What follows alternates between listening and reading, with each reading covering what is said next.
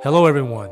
For this episode of Healing the Nations podcast, we have James Standish, a Seventh-day Adventist attorney who graduated from Georgetown University, who served the Seventh-day Adventist Church as a representative both to the federal government and the United Nations. Because of a recording error, we do not have our usual introductions. We apologize for the inconvenience. The first question I asked Mr. Standish is, why is there a political divide in the church? He began to answer, pointing out that the church initially was countercultural to mainstream norms as a sectarian movement. He would continue on stating, we lived out our faith in a community that operated in a very different way than society in general.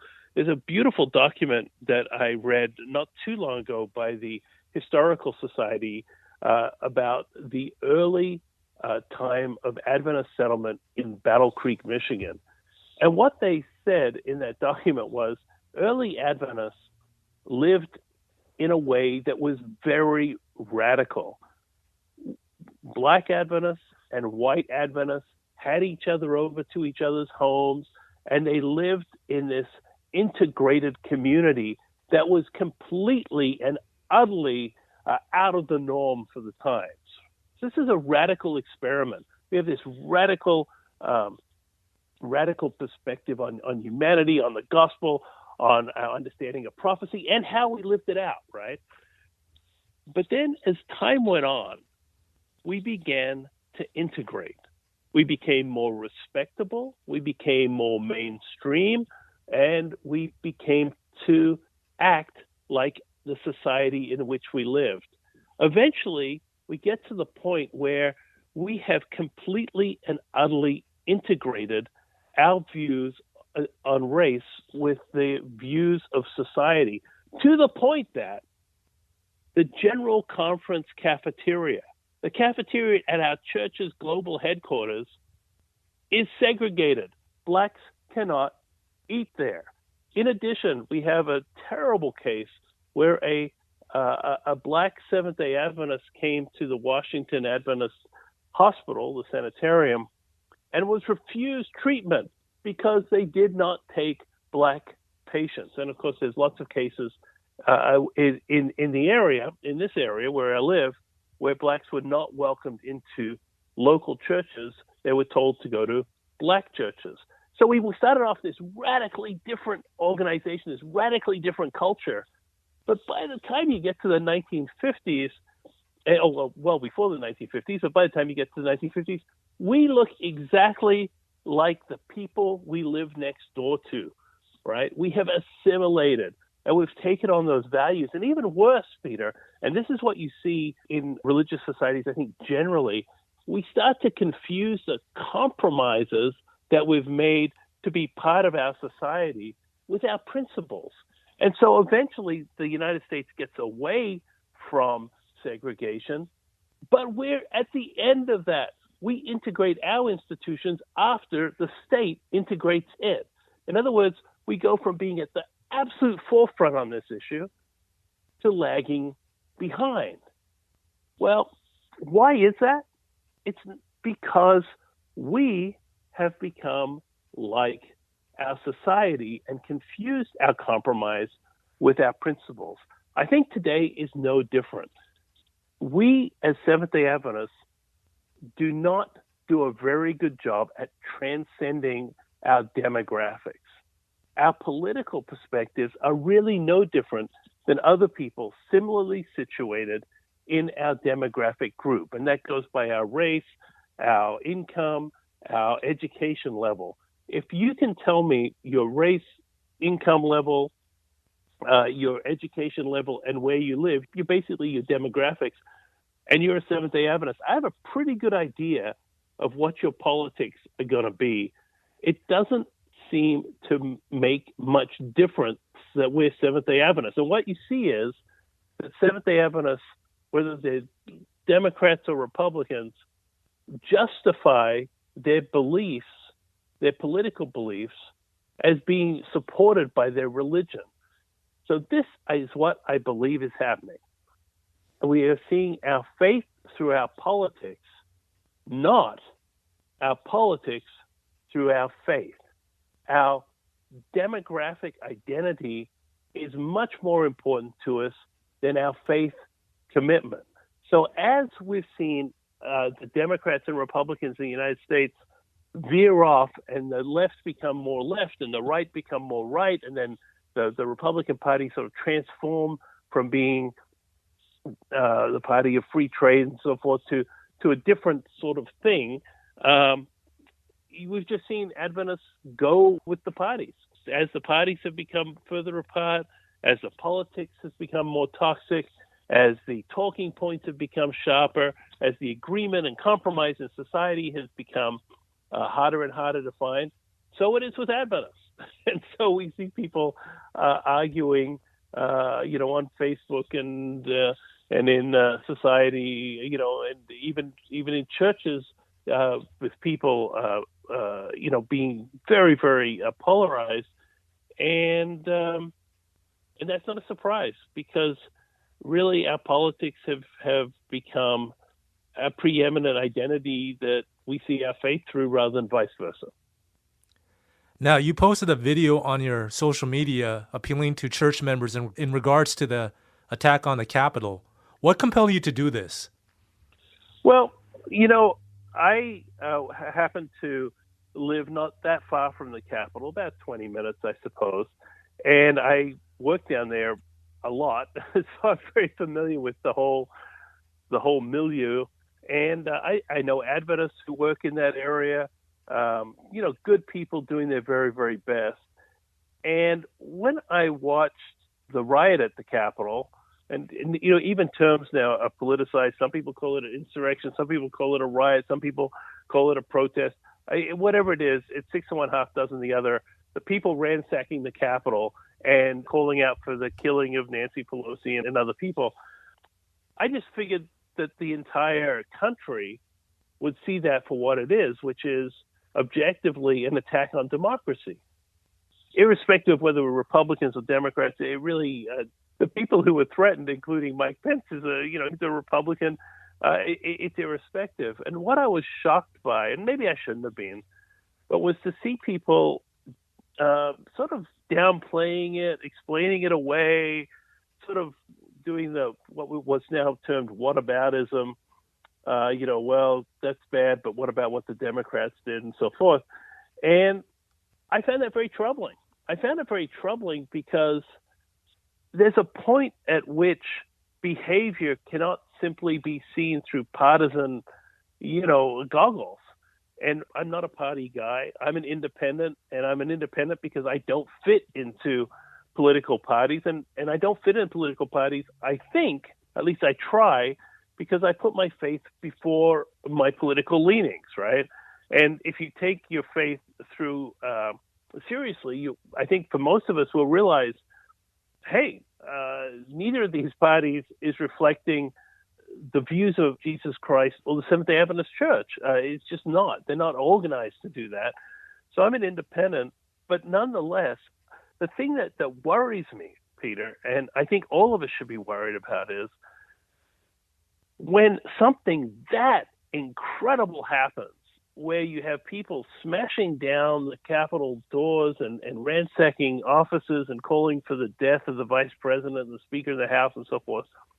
And yet still we have Seventh-day Adventists standing up and saying, oh, well, wasn't that bad? Democrats do it too, blah, blah, blah, blah, blah. To me, that is just intolerable, because it indicates that we have completely and utterly subsumed our moral compass to our party affiliation. In addition, the reason that people were downplaying this or excusing it or doing the whataboutism and so forth is that they believed the objective falsehood upon which the attack was based. And I say objective falsehood not because I believe, whenever you say that, people say, oh, you're just a sucker for the mainstream media, you're based in this. I'll tell you, Peter, I'm fortunate that I get to consume a lot of media from a lot of different perspectives, including my favorite, which is C-SPAN, where you just hear from the people who actually are doing the talking. And evidence was so overwhelming that the basis of the attack was based on an inaccuracy. If you just listen to Republicans, forget Democrats, just listen to Republicans, overwhelmingly they were saying people in positions of power and credibility, people who had every reason to call things against the Democrats, were saying the election was free, it was fair, the count was accurate, and that there was no problem with the election that was broad and systemic enough that would make any difference to the outcome. And that includes officials in Georgia, as we know. It includes the United States Attorney General. It includes the head of cybersecurity for the United States. It includes the speaker, the leader of the Senate, the Republicans in the Senate. It includes many, many people who had every reason to find one way and not the other. And I guess what it got to me was how easily Adventists lose touch with reality because reality doesn't mesh with their political or our political desires, right? And I think that this is really a troubling time, because we used to be called ourselves the people of truth, right? If we lose touch with what is true because our political goggles are blinding us, then what's left? What's left? We've just been dragged down a path because our political presuppositions want it. Now, I want to be clear, Peter, because whenever you say something like this, people say, aha, we're talking to a Democrat. I am not a Democrat. I understand very clearly that there are problems with the Democratic Party. I am pro-life because early Christians were pro-life. I think the Bible teaches pro-life, and I think the life of human beings is a precious gift from God, and every human being is created in the image of God, and no one has the right to take that life. And I, obviously, as I mentioned, I'm very pro-religious freedom and other things that do not sit very well within today's Democratic Party. And I was very troubled by not by the calls for racial justice. I support that 100%. What I don't support was the violence that happened in the United States last summer. That was troubling. I think most of us who care about basic human rights and decency are troubled when we see people's businesses being ransacked and cars set on fire and all those sorts of things. That's not acceptable. It's not excusable. And I don't want to suggest that it is. But when we see, I posted on that when that happened and got some pushback, and I'm okay. I don't mind to get pushback. But when we see the Capitol of the United States ransacked, and we still have Adventists who are spreading falsehoods and refusing to see reality that's objectively there, I think that's a problem. I think it's a big problem. Now, there are some quarters of conservative Adventism that are very concerned that the current administration is a threat to religious liberty. What is your thoughts on that? Well, I would hope that would be a concern not among, quote, conservative Adventists, but by all Adventists. Because we have to guard our religious freedom. Absolutely. And the Republicans have their set of concerns, but, the truth is that generally they were, in some ways, better on religious freedom than the previous administration, the Democratic administration, and we do have to watch out for it. There are particular issues, particularly the interplay between religious freedom and LGBTIQ plus concerns that it is complex, right? And that we need to make sure that we don't find that religious freedom is treated as a second-class right. And we are in danger of that. That's objectively a problem. It's a concern. I think people have every right to be worried about it. And, and I am too. I am worried about it. It's something that absolutely concerns me, and sometimes I think we often find ourselves in thinking that if there's a fork in the path and you've got option A and option B, one of them is right and one of them is wrong. But sometimes you get option A and option B, and both of them are wrong, but in different ways, if that makes sense. And I think that that's the reality that we face today. I don't want my faith co-opted and misused to justify a sort of a virulent way of looking at the world and others and so forth. But on the converse side of it, I don't want my faith subsumed to other people's rights or agendas or interests. And I think that making sure that we have that balance and standing up on issues is absolutely critical. Yes, absolutely. Is the deplatforming of certain conservative luminaries in social media a threat to our First Amendment rights, and could it bleed over to our ministries and social media as well? Yeah, it's actually an interesting question. And if you're not concerned about the deplatforming of people, you're not really aware of how we communicate as a society now. I've actually given a little bit of thought to this and talked to some other Adventist lawyers who are familiar with how we've regulated public spaces in the past.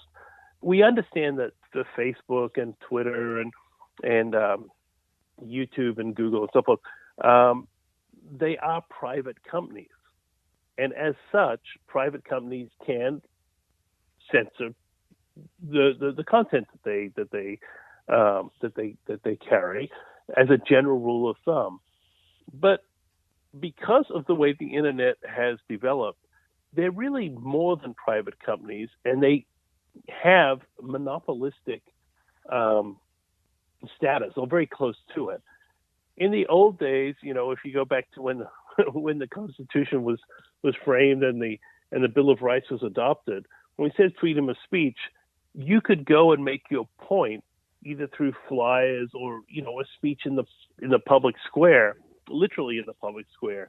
Well, our public square today is not going out into the park and making a speech or handing out some flyers. The country's too big. That's not where people are at. That's not where people go to discuss things. It really is it really is in the social media space. So when we see people getting deplatformed, being kicked off those, it really does raise very serious questions. Now, obviously, if somebody is advocating imminent violence, that's one thing. If, on the other hand, people are advocating ideas that are not acceptable to the social media platform, that's really another thing. And I saw an interesting thing from Snopes, the quote fact-checking outfit, that they said that creationism, people who believe in that God created the earth and that each human being is a creation made in the image of God. People like me, essentially, are dangerous because we believe in a, quote, unscientific conspiracy theory. So I guess, I read that and I said, okay, you can see where the end this is going. Sooner or later, people who hold biblical views on sexuality, people who hold biblical views on marriage, people who hold biblical views on the sanctity of life, people who hold the biblical views on creation, well, we are vulnerable to being deplatformed and thereby marginalized and thereby silenced and ridiculed. There's no doubt that is a problem.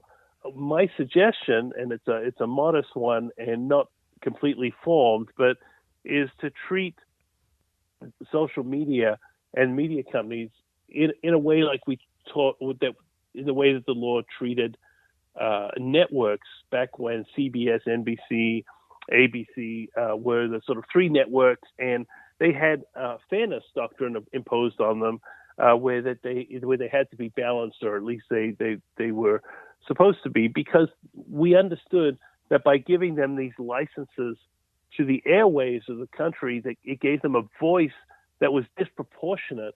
And so therefore we had to make sure, just for the health of our democracy and our society, that there was some balance there and equal time, if you like. And I think we really need something like that for these mega media companies, because they essentially have, going over the by using the internet, which is has a backbone across the country, a similar sort of role to the networks back in the day. It's not a simple thing. It's not an easy thing to figure out how best to roll. If you're not troubled by the deplatforming, I just don't think you're thinking things very carefully through, because a healthy, robust, both religious and political culture has free speech at its core. And when you see speech going not being marginalized in that level, I think it's troubling. Is there a difference between the Seventh-day Adventist position on religious liberty and the position of the evangelical religious right? There is. And I should say, and I think it's really important to keep this in mind, we use terms like the evangelical religious right. The truth is, there isn't a "the" there. There is a multitude, right? So I have very good friends who are evangelical, who are involved in religious freedom, who are very thoughtful, very nuanced, very careful. And then I have friends who are really, they're not really for religious freedom per se. They're really for a sort of form of religious supremacy, right? And there's a difference there, and it's important. It's one thing to say, I want the right to operate and speak and act according to my faith. It's quite another when your ideas of religious freedom become sort of virulent, in the sense of there's religious freedom for me and mine, but not for you and yours. And that is certainly a danger, right? We want religious freedom to be a shield for all, not a sword for anyone. Right? And I understand, look, you can frame it. We're all clever enough to frame things in a way that makes other people's positions seem problematic. But I think that we've seen that play out a little bit, where one of the rallies that happened after the election, where you had some evangelical luminaries and conservative or right-wing political figures, mainly frankly from the fringes of the party, getting up there and really conflating religion with support for a particular president. That's very troubling to me. And evangelical leaders saying that God has told them that this particular candidate is the one to win the election, and the whole religious fervor around like any political candidate, a very fallen man, struck me as really very problematic. And so yes, there is a difference. The difference comes, I think, at its core, that Seventh-day Adventists have a prophetic understanding. We have a view of the United States where we do see it as a wonderful, unique, amazing country, but we also see it as a country that can be a threat to freedom, not just a voice for it. And I think that we also have a different perspective because even within Christianity, we're a minority within a minority, and we understand what it's like to be under threat, not just from secularists, and we certainly understand that from our experience under communism in the Eastern Bloc and in other communist nations. But we also understand what it's like to be under threat from fellow Christians. And that should make us sensitive and careful, right? Yes, indeed. There are some Seventh-day Adventists that believe that those that are Christian nationalists, that are advocates for legislating morality, are Bible-believing Christians that we should ally ourselves to, like the WCTU during the late 19th century, during the Temperance Crusade. How valid is that argument? Actually an excellent perspective to think through very carefully, right? And like a lot of historical analogies, sometimes you can get valuable insights, but sometimes you can over apply them as well. So let's talk about legislating morality. We start off by saying that every law that is made is based on a moral sense, right? We try to do what's right. Even tax laws have a moral basis to them because we say how much money can we redistribute through the system, which is a part of it. Who should contribute what to which? And that has a moral basis. And there's no problem with legislating morality in the sense of we outlaw murder. Well, that's an immoral act. The question is, when do we get to a limit of legislating morality? And I used to have a little rule of thumb, and that is all laws should be moral, but not all morality should be law.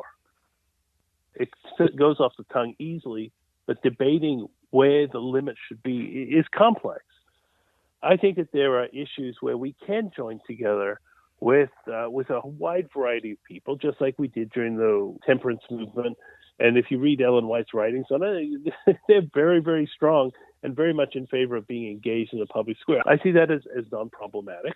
In fact, it can be very positive. And I've worked in coalitions on a variety of issues, and that's how you get things accomplished. You can't, there's a thought that one relatively small group is going to change the way things are done in a country this large and diverse is wrong and is essentially not in line with how democracy works. The question is whether we align ourselves on specific issues where our interests align, or whether we subject our broad view of public policy to another set of perspectives. That is why I've always felt very comfortable with the Adventist Church having our own religious liberty ministry, our own voice, doing things our own way. Yes, joining together with others where we have commonality, no problem at all with that. But doing it in a way that has the lines and the understanding that we have. I think Adventists have something to give, and that includes the perspective that there's limits to what we can accomplish through the government. There's limits to what we should want to accomplish through the government, and understanding the danger of mixing religion and politics together, and how that can be a beautiful thing that accomplishes wonderful things, like the abolition of slavery and the civil rights laws, and we can go through and give many other examples. And it can also accomplish very toxic things, particularly the suppression or repression of people who are not Christians, or repression or suppression of people who are outside the mainstream of Christianity. We have to be very, very, very careful. As the Bible tells us, be wise as serpents and harmless as doves. And there's very few areas where we need to apply subtlety, thought, careful analysis more thoroughly than to this area of the intersection of religion and public life, law and public life. And I want to say, Adventists, just like everybody else in society, we like to use little sort of, shorthand. We support separation of church and state. Well, of course we do, but what does that mean, right? Or, we don't want to legislate morality. Well, we do, but we don't, right? It's more complicated than slogans. You really have to think through the issues very carefully, and sometimes the details really matter when you're looking at proposals. Is Christian nationalism compatible with Adventism? I pass a home every day when I'm taking my kids to school. I take my kids over an hour from my house to school right now because the school is open there. It's out in the school they go to is out near Hagerstown. And I pass a home that has something that I find very troubling. And I'll explain it to you because I think it's a great metaphor for the problem with Christian nationalism. The home has a flagpole, and at the top of that flagpole is the United States flag. I've got no problem with that. I've flown a U.S. flag outside my house for many years, and I love the United States. The United States has been a very, very amazing country to me and my family, and I think it's an absolutely astonishingly wonderful place. Underneath the American flag, that home flies a Christian flag. You know, the flag that you see in churches, the white flag with the blue square and the red cross, right? It's a flag that's common in American Protestant churches. And when I pass that home, I think two things. First of all, I'm glad the guy loves the country, and I'm glad he loves Jesus. And I've got no problem with him flying the flags, but it strikes me that the order of the flags is mixed up. I don't think Jesus comes second to anyone. You understand what I'm saying, Peter? Oh, yes, indeed. If you're going to have two flags, and you're going to have the Christian flag and the American flag, the Christian flag should be on top. And this is the problem that I have with Christian nationalism. It's subverting Christianity to support a national state rather than putting the principles of God so far above any given country that the two are almost, you're talking about a whole different plane. And as Seventh-day Adventist Christians, we have brothers and sisters in every country of the world.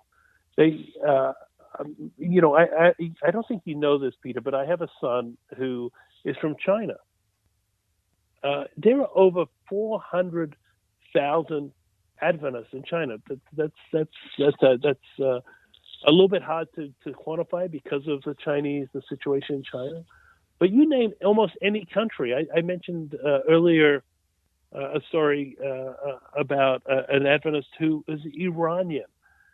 You get any country that you think of, there are Seventh-day Adventist Christians there, brothers and sisters in Christ. We have to keep a very globalist perspective because God's church is global, right? We love our country. I love America. I honor America. I thank America for what it is. But America is not the church, and it's much smaller than the body of Christ. And this idea that the United States should be, it's so mixed up, so sort of whipped together with our religion that the two things can't be separated. No. No. Our faith is completely supersedes any kind of national identity. And secondly, we have to understand that the United States is a very complex country with people from a wide variety of faith groups and a wide variety of Christian traditions, right? There's a very big difference between being a Mormon and being a Mennonite. They're two different traditions, or being a conservative Roman Catholic and being a liberal Presbyterian, a wide variety of things. And the United States, yes, our laws should be moral, and yes, Christians have every right to talk about the morality that drives us, and to talk about this in the public square on issues like the right to life is one that I mentioned that I'm personally very passionate about, because I believe in human rights, and I believe that human rights begin with the right to life. But it doesn't mean that the state becomes a sort of surrogate for the church, and the church is a surrogate for the state. These are two separate things. The country has to be broad enough and big enough that people from every faith tradition and no faith tradition can live happily, can live full lives, and not be interfered or have their religious freedom and their religious views dictated by the government. This is a complicated area. The Christian nationalism as an idea, as a conflation of faith and nationalism together, I think is a very dangerous thing, and more dangerous for the church than it is for the country.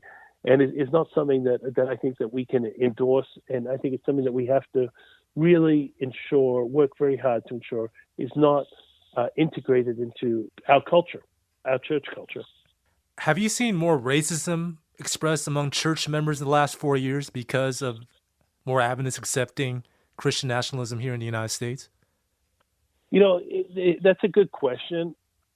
I don't know if I could say that I have. I think that, and that could be because of where I live. This last year has been a really weird year in the sense that I, obviously haven't traveled very much for the last 12 months, and I haven't been to church very much for the last 12 months.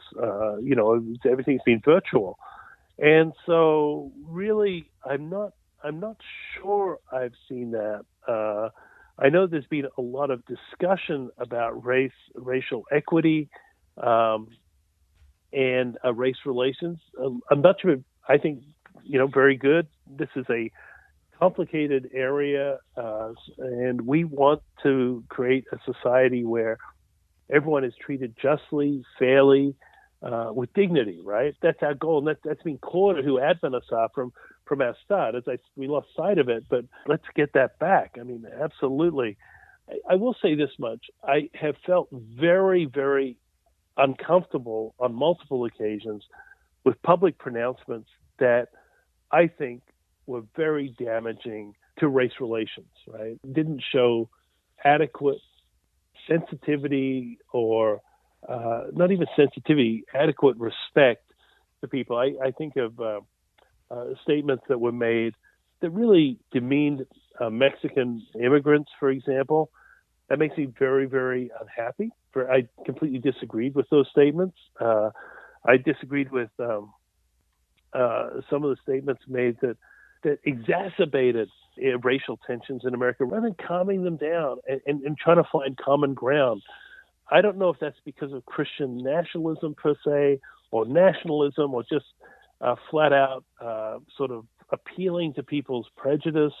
But whatever it is, it certainly, the year that we lived through was a traumatic year, and a year that I think all of us can look back on and say, what could have been done that was just much better than what we went through, where terrible things happened, whether it's the killing of George Floyd or some of the other deaths that occurred, Breonna Taylor and so forth. How do we get to a point where African Americans, are not killed when they're unarmed, and how do we get to a society where that just ends? These are because that surely all of us are opposed to that. There's nothing positive or good, and we can try to explain it away and say, well, these people this or that person that, and da da da da. Ultimately, human beings are killed that didn't have to be killed, and shouldn't have been killed. And that is something that we need to, we really need as a society to do a much better job of dealing, preventing, because ultimately that's the job of society. Protect our citizens. That's it. And it doesn't matter, what their background is, obviously, and that we got to a point where we had terrible killings that we all knew about, we all saw it, and they were handled in a way at the highest levels to inflame racial tensions instead of dealing with the substantive issue. I think is really not appropriate and not acceptable.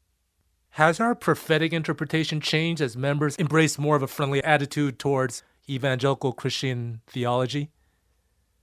I think that our prophetic understanding has not changed officially, but I think it has been de-emphasized and compromised fairly broadly in our church. We've sort of went through a period where people were tired of being essentially freaked out by our prophetic understanding, and so we stopped talking about it, or we talked about it in a different way, or we de-emphasized it, at least in many churches. Now, it's a big church, and so results may vary, but that's what I've noticed. And I remember having a fairly senior a colleague say to me once, and it really shocked me, to be honest, that the Adventist understanding, the Great Controversy vision, is really something that was about the 1880s and probably not relevant anymore.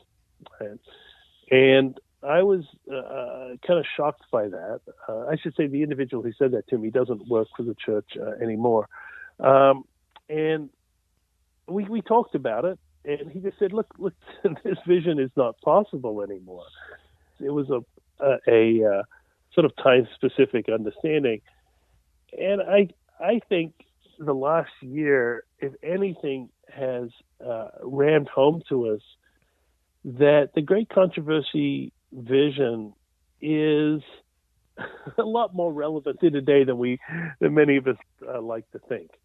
Really, the mixing of a virulent, militant form of Christianity and intolerance for minorities, that whole thing, it all happened. We just saw it happen. And that's not a political statement. That's just a statement of fact. If you get a chance, there's a great article in the conservative magazine by a conservative Christian detailing how Christianity was mixed in with the violence that led up to the riot at the Capitol. And it's really stunning. Reading the article, I just felt like I was reading pages out of The Great Controversy. It's right there. It's incredible. So yeah, maybe we were lulled into complacency. Maybe it just seemed completely impossible that anything like the Great Controversy vision could come true. Now I think it's a lot less looking impossible, and we're seeing a lot of things we never thought were possible. Not in our lifetime. I never expected some of the things that we've had happen in the last, not even really since 9/11. It's been one thing after another that has been very, very shocking and disconcerting. So I think that maybe many of us, and certainly myself included, we need to go back. We need to study the prophecies again and really get a good grounding again in what the Adventist view of prophecy is, and look at the world that we're living in and realize, I'm not exactly sure how all the details are going to play out, but man, oh man, that vision and that understanding and the interpretation on the beast and everything else, that doesn't look like a fantasy world anymore. That looks like the world that, that we're very close to living in. How should Seventh-day Adventists relate to politics? Well, Ellen White said interesting things about politics because, and they seem to, on their face to be very conflicting. She warned against getting involved in politics, but on the converse side of it, she said, in this favored land, all of us have a vote, and shouldn't that vote be used to advance? I don't have the exact term, but basically, shouldn't it be used to advance good things? And this is when she was talking about the temperance movement. And she also said that we're not doing the will of God if we sit quietly doing nothing to preserve liberty of conscience. And the early Adventists were very active. Obviously, we're active on the end of slavery as well, emancipation. These are big public issues, the most controversial issues of her day. She said we should be involved. But on the other side, she said, don't be preoccupied with politics. And so I think that she made a distinction between the general run-of-the-mill political issues and, whether it's what standard our currency is on, those sorts of things, which was an issue in the church back in her day, and moral issues that the church has a very distinct view on and something to give, like religious freedom, like racial equity, like protecting the vulnerable from the exploitation from the liquor and tobacco industries. And, of course, these days it would also be the narcotics industries as well. And so I think Adventists should be engaged in the public square. That's our history. That's what Ellen White said we should do. It's what Daniel was. It's what Esther was. It's what Joseph was. It's what King David was, all of our biblical heroes. But what we shouldn't do is sell our souls to political parties and sell our allegiance to political parties, but rather to keep our first primary allegiance to God and see everything through our allegiance to God, and realize that politics can be like a false religion that requires a doctrines and orthodoxy and a sort of bowing down to the leadership in a metaphorical sense. And we can't do that. As Christians, as Seventh-day Adventist Christians, we got to be our own people. We got to be true to our own conscience and our own faith and our own beliefs. But that doesn't mean we can't be engaged in political issues. And I should say just one other thing.